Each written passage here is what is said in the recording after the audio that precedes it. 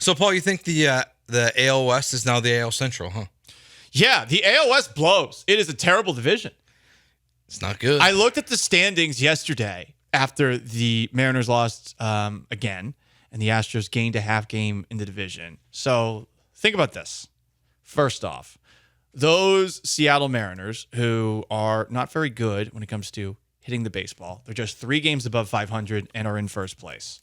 They're the only team with a winning record in this division. It's the only division that is lacking for teams that are plus 500. Mm-hmm. Seattle's 5-5 their last 10. They play the Nationals next, so there's a chance that they could perhaps gain ground on the Astros if the Astros don't sweep the A's over the weekend. The Rangers, meanwhile, in second place, have lost 8 of 10 and are now just 1.5 games ahead of the Astros in second place. The Rangers are in sixth when it comes to wild card contention. There's 5 teams ahead of them to make the playoffs. The Astros ninth.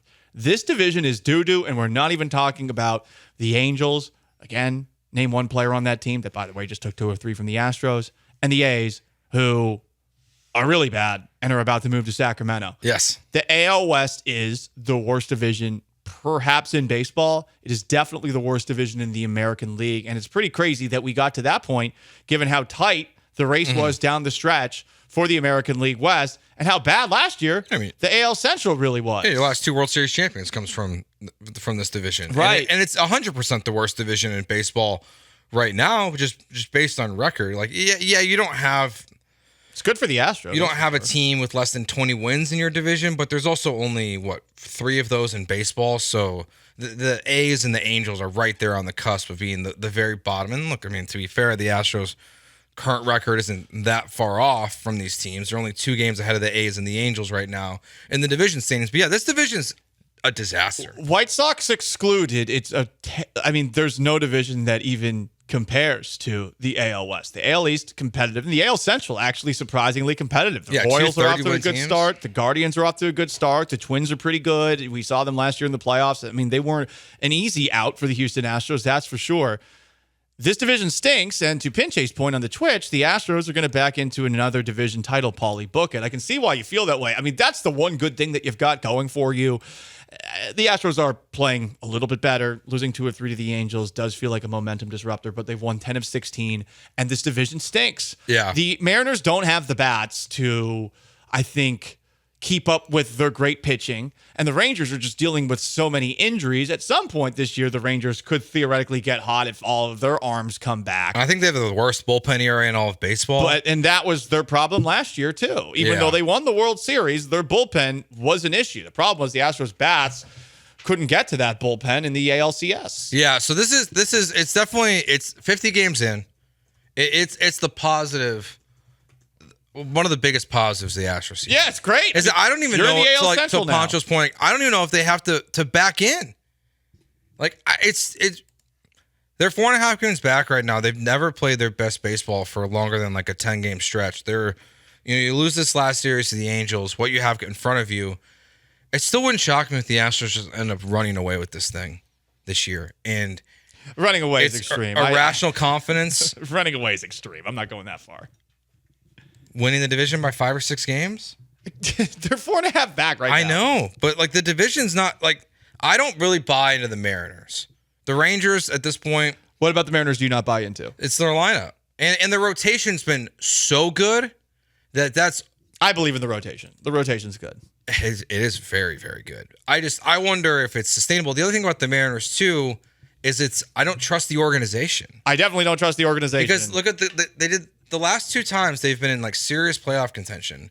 They've traded their closer at the deadline because they knew he wasn't going to sign in the offseason. They did it with Graveman, and then they did it last year where their owner and their GM is just, they're like, yeah, we're good, but we're not World Series good. I used to have their GM, Jerry DiPoto, on my show on a weekly basis up there, and we actually had a texting relationship, and he is hamstrung by how bad the ownership group is, in my opinion. This isn't something he ever told me because I think he always wanted to make sure that he would never get in trouble. But that press conference he had where he said, we are a team that is looking to win 54% of our games over 10 years, when the Mariners are one of the most profitable organizations in baseball Yeah. is hilarious. Yeah, it's crazy. And you're right. Like the actual people at the top you don't trust. With the Rangers, they like to spend. They're not very far behind you. In fact, I think they are. I think they're fifth as far as overall payroll, fifth or fourth as far as overall payroll in all of baseball. The Astros are third, and at the very least, they're going to be competitive with you. And I think the big problem for the Rangers this year going into the season is that they had a lot of injuries to come back from, and they kind of have to hope, sort of like with the Astros and some of their pitching injuries right now, that by the middle of the year, by July, that all of these guys are going to be back. Yeah, and the thing with the Rangers, where I guess I would view their injury stuff a little bit differently than the Astros, is they have two guys who are much better than Lance McCullers, but have very similar history of Lance McCullers. You have Scherzer, who is at this age, is having a hard time staying healthy. So you don't really know what he's going to be when he gets back. And then, they talk about Jacob deGrom he is Lance. Might be the best pitcher in baseball when he's on the mound. Well, I mean, that's the difference. But he's just rarely I on like the Lance, mound. but I'm not calling Lance the best pitcher in Yeah, baseball. it's just injury-wise, they're the same. Like you might hope you get one start from Jacob deGrom, maybe three before he gets hurt again. So they have a lot of issues. Their offense is taking a step back this year. It's even funny just looking at the standings straight up, and you see all three of these teams the Mariners have a -4 run differential, the Rangers have -7, the Astros have -8. Like, these teams are all very much, even though the Astros are 4.5 game back of the Mariners, they're all very much in the same group right now. So the next 112 games is going to be fascinating, honestly, because it really, while I feel confident the Astros are still going to win the division. You said run away with it. Run away with the division. Stand on business. I still don't really get that. I don't either, but stand on your business. It's one of those first things that, like, when I heard CJ talking about it, it made me feel old. Well, you're younger than me. So, I know, but, like, we're in our 30s. So? I didn't think that. Listen, we used to steal cool terms from black people all the time. We still do. Why can't we steal cool terms from Gen Z? We can. I'm still Sean's not even a Gen Zer. I mean, Sean, what's wrong with Joe taking that term? What's wrong with Joe standing on business? I think it's up for the taking. I mean, like you said, it's actually a double dip. It's a Gen Z black term, so yeah. Not only are you stealing from one group, you're stealing from both. Yeah, so double steal. Stand on business. Yeah, I just do you want me to explain it to you? Or? Yeah, I want Sean to explain it to us. Go ahead, Sean.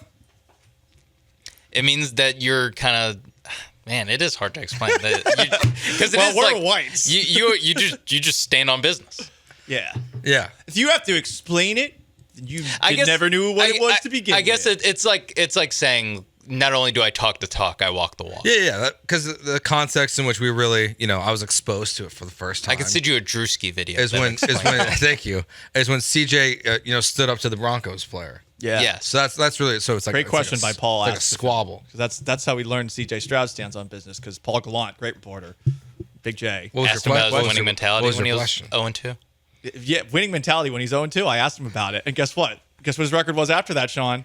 10-5. Check that. He also never beat Michigan, too. There were the 2 games he missed. Hey, come on. So he was 9-4, but he was in the Jets game. He gets that L. He does get that L. Is he 8-5? Yeah. That's more wins than losses. Yeah, that's good enough to win the AL West. From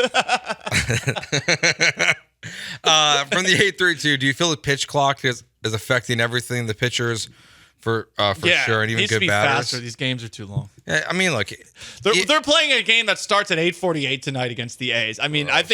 I think the West Coast games should have a quicker pitch clock. That's a funny. How many? Like that rule change. I don't know how to ask this. I'll just say, in our industry, the Friday night game a lot of times is the game that gets the YouTube recap treatment, and not necessarily a live watch.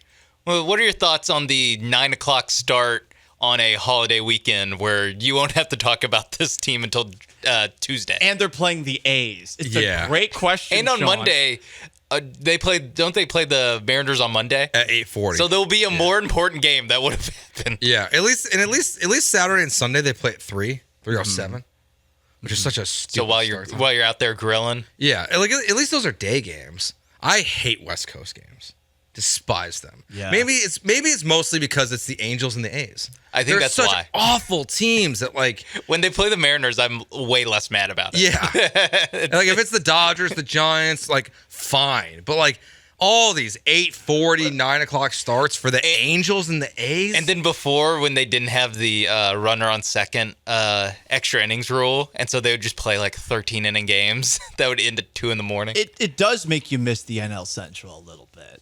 Just a little bit, right? I mean, just start the games on Central Time. right. Like I don't actually care about the teams themselves. It's just the start time is just so late. They should for the next 2 or 3 years while the A's are in Sacramento. They just give up all They Pacific should Coast. like play at 7 o'clock Central Time. Yeah, they Like you've already given up your home field advantage You're by giving up playing the in a minor time league zone? ballpark. Like we don't need your games be starting at 9 agree. o'clock when you're in Sacramento. I like that. Those games we should start a petition. The They- A's games start at 7 Central Time versus the Astros while they play in I like that. Sacramento. it's like international waters. Yeah. Actually, just every game should start at what five Pacific. You know what Who too? cares? If when they're in Vegas, I want those games to start at 5 Central too.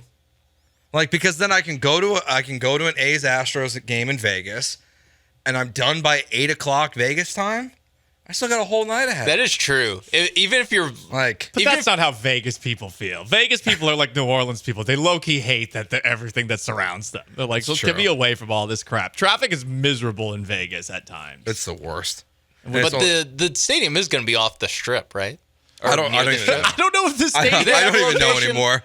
I know at some point it was supposed to be near the strip. Sean, I'm not sure it's officially happening still because Las Vegas' mayor is still like, They need love money. they haven't figured this out. I think Manfred said the other day the owner's gonna have to sell part of the team to make it happen. Probably, and I mean Manfred and the A's were very confident about this being done, which is really funny because of course you expect the A's to F it up, but for Manfred to F it up on top of that too, who you also expect to screw things up, and just have the Vegas mayor say like, they might need to think about alternative places to play.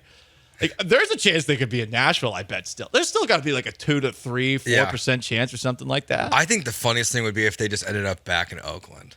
Like they go to Sacramento for like 2 years, the Vegas stuff falls apart, and then they just get stuck back at Oakland. That would be the funniest thing possible, potentially. I mean, they would have to sell the team to do that. Yeah, right? they would. Yeah.